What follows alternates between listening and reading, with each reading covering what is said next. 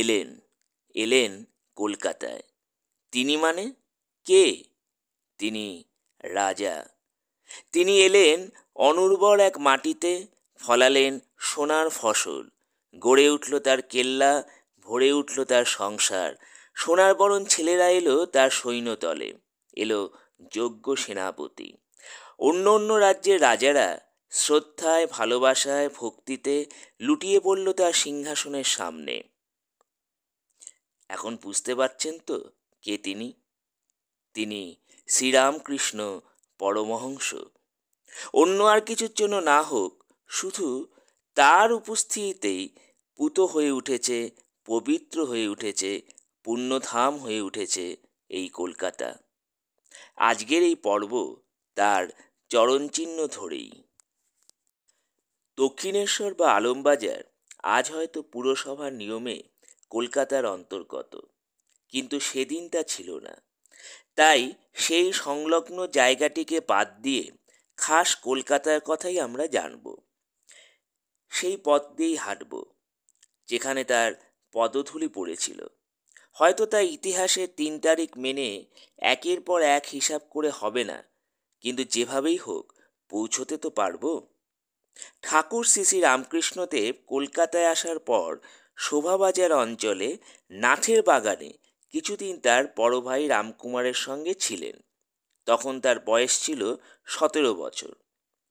পরবর্তীকালে নানা জায়গায় তিনি ছিলেন এবং বহু জায়গায় গিয়েও ছিলেন। আজ সেই সব কয়েকটি জায়গার কথা আপনাদের শোনাই।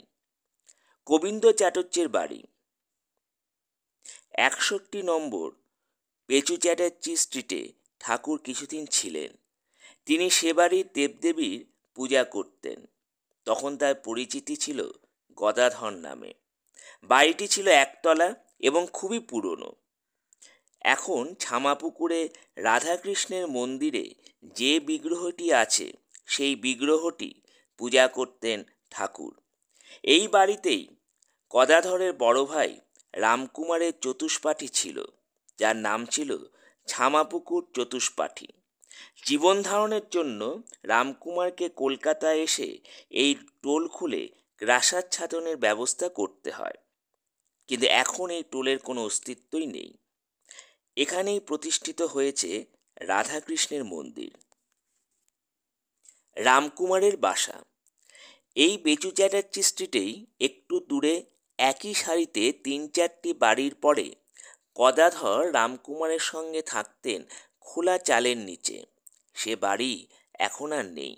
সেখানে এখন পাকা দেওয়াল, পাকা ছাদ, অন্য মনের মানুষের বাস। দিগম্বর মিত্রের বাড়ি, বাড়ি তো নয়, সেটি ছিল প্রাসাদ, রাজার বাড়ি।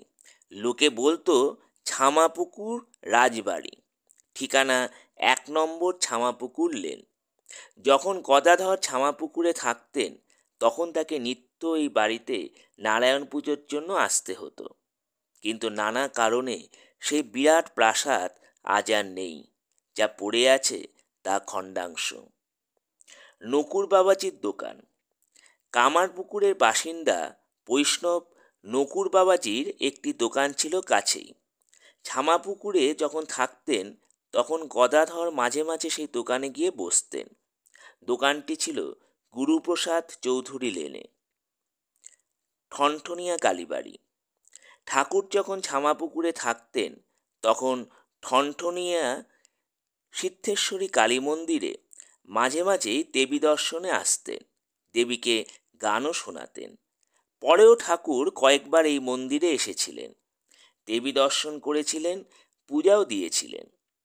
১১১০ বঙ্গাব্দে এই মন্দিরটি নির্মিত হয়। শঙ্কর ঘোষ এই মন্দিরটির প্রতিষ্ঠাতা। তিনি ছিলেন পরম ভক্ত। তিনিই এই মন্দিরে মাটির প্রতিমার বদলে পাথরের প্রতিমা প্রতিষ্ঠা করেন। তার প্রপৌত্র স্বামী শুভদানন্দজি ঠাকুরের অন্যতম পার্ষদ ছিলেন। যখন ঠাকুর ছামাপুকুরে থাকতেন তখন এই শুভদানন্দের বাড়িতে ঠাকুর বেশ কয়েকবার গিয়েছিলেন, কিন্তু তখন শুভদানন্দের জন্মই হয়নি। পরে যখন ছাত্রাবস্থায় সুবোধ ঠাকুরের চরণ দর্শনে দক্ষিণেশ্বরে যান, তখন ঠাকুর বলেছিলেন, ছামাপুকুরে থাকতে তোদের বাড়িতে সিদ্ধেশ্বরীর মন্দিরে কতবার গেছি, তখন তোর জন্মই হয়নি। সে বাড়ির ঠিকানা ছিল 23 নম্বর শঙ্কর ঘোষ লেন। পরে বাড়ির ঠিকানা বদলে হয় 81 নম্বর শঙ্কর ঘোষ লেন। দোতলা বাড়ি, অতি প্রাচীন, সেখানেই ঠাকুর যেতেন। রাজেন্দ্রনাথ মিত্রের বাড়ি ছিল গুরুপ্রসাদ চৌধুরী লেনের মোড়ে 14 নম্বর পেঁচু চ্যাটার্জি স্ট্রিট। ঠাকুর দক্ষিণেশ্বর থেকে এখানে এসেছিলেন 1881 সালের ডিসেম্বরে। কেশব সেনও সেদিন সেখানে উপস্থিত ছিলেন। সেদিন সেখানে ঈশ্বরীয় আলোচনা, ভজন ইত্যাদি হয়। ঠাকুর খুবই উপভোগ করেছিলেন সেই দিনটি। বিজয়কৃষ্ণ গোস্বামী থাকতেন ভাড়াটে বাড়িতে 27 নম্বর ছামাপুকুর লেনে। তিনি অসুস্থ হয়ে পড়লে ঠাকুর তাকে দেখতে এই বাড়িতেই আসেন। লিলি কটেজ বা কমল কুটির ছিল কেশব সেনের বাসস্থান। সেটির বর্তমান ঠিকানা 78 আচার্য প্রফুল্লচন্দ্র রোড। এখানে ঠাকুর বেশ কয়েকবার এসেছেন। বাড়ির ওপরের ঠাকুর ঘরে কেশববাবু শ্রীরামকৃষ্ণকে আপ্যায়ন করতেন। সেখানে তাদের মধ্যে ঈশ্বরীয় আলোচনাও হতো। শোনা যায় এই ঘরেই ঠাকুর দাঁড়ানো অবস্থায় সমাধিস্থ হয়েছিলেন। সেই সময় তার ছবিও তোলা হয়। বাদুরবাগানে ছিল ঈশ্বরচন্দ্র বিদ্যাসাগরের বাড়ি। বাড়ির ঠিকানা 36 নম্বর বিদ্যাসাগর স্ট্রিট। এ বাড়িটি আর আগের অবস্থা নেই। এই বাড়িতেই ঠাকুর এসেছিলেন। সাক্ষাৎ হয়েছিল বিদ্যাসাগরের সঙ্গে। কত আলাপ, কত আলোচনা, কত ভাব বিনিময়। আর এসবের সাক্ষী ছিলেন শ্রীম। এমনই কত জায়গায় শ্রীরামকৃষ্ণের পদধূলি পড়েছিল। সে কথা তো আর একদিনে জানানো সম্ভব নয়।